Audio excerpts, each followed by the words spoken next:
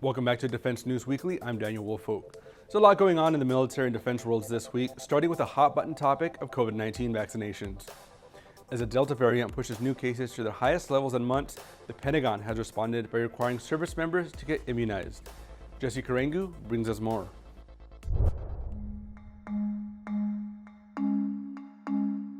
Secretary of Defense Lloyd Austin recently announced that he will ask President Biden for waivers that will make COVID-19 vaccines mandatory for service members by September 15th.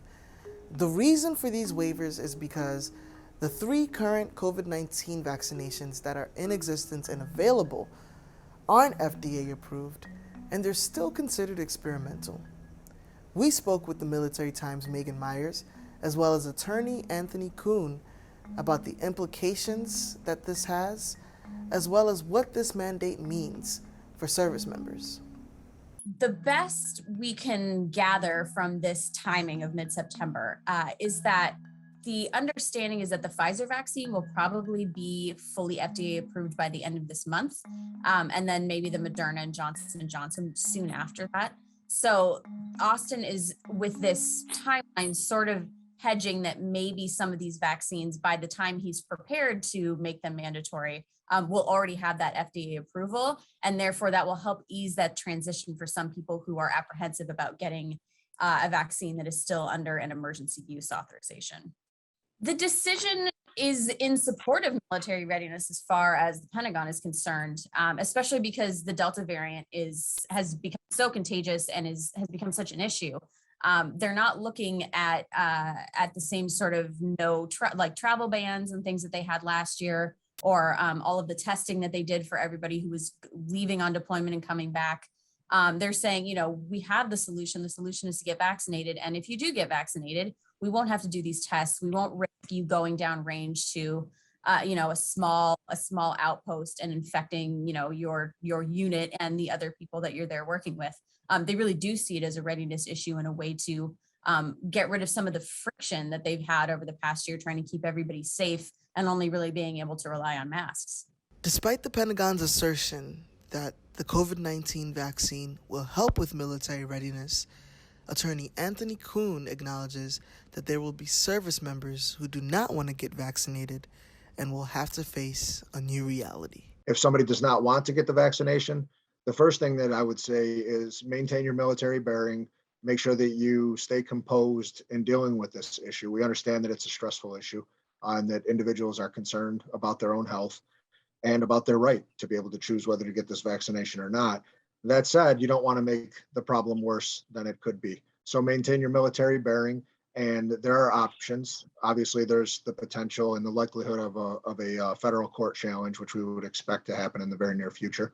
But then for service members who are in and are waiting for that court case to play out, there are waivers that could potentially be obtained, just as we do for flu and other vaccines. An individual who is not vaccinated and refuses to get that vaccine or refuses to provide consent to get the vaccine, those individuals could face a number of different actions. It could be anything from an administrative separation with an honorable discharge, all the way, the far extreme would be we expect that some commands will court-martial individuals for refusing to take the vaccine.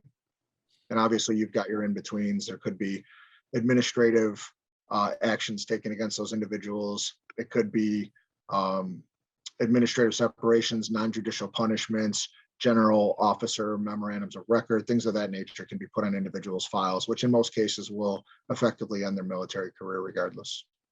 My advice to service members who are considering refusing to take this vaccine is the big thing is maintain your military bearing. You're still in the military. You're in a situation where you can be court-martialed. If you emphatically refuse or deny, you refuse to get this vaccination, then the best case scenario is an administrative discharge with an honorable discharge. And we're going to help individuals make that happen. But it's much more difficult to do that if an individual puts themselves in a position where they make the commander an enemy. So we don't want to have service members fighting back or making this more difficult than it has to be. If you choose to not get the vaccine, then, make sure that you maintain your military bearing and you do what's in your best interest so that you can get the best possible outcome. And that may be an administrative separation with an honorable discharge. For those who are already vaccinated, Military Times' Megan Myers tells us that there's nothing to worry about. At this point, if you are already fully vaccinated, whether you did that at your on installation clinic or you went to a CVS, all of that information gets sent to your command and is trackable. So if you've already been fully vaccinated, your command should know, and it wouldn't require you to get vaccinated again. Myers also tells us that there's nothing new when it comes to the military requiring vaccinations, and that there's precedent historically. So there are already 17 mandatory vaccinations that service members get, and one of them is the flu vaccine, which they have to do every year, of course. And so there are already mechanisms in place to track and make sure that everybody is up to date on their vaccines. And there are also mechanisms, for repercussions if someone doesn't stay current on their vaccines, and that can start with being non-deployable. But if there's an outright refusal, that can go all the way up until non-judicial punishment and even, administrative separation from service. And we also have some very old examples of vaccines being made mandatory, back to the Revolutionary War and George Washington's troops being required to be inoculated against smallpox. So this has been going on in the military as long as we've had one. The Pentagon says more than 1 million troops are already fully vaccinated, while 237,000 troops have at least one shot. Specifically in the Navy, 74% of active duty and reserve sailors have at least one shot. In the Army, 50% of service members have received at least one dosage. And in the Air Force, 65% of active duty members are partially vaccinated. For Defense News Weekly, I'm Jesse Karangu.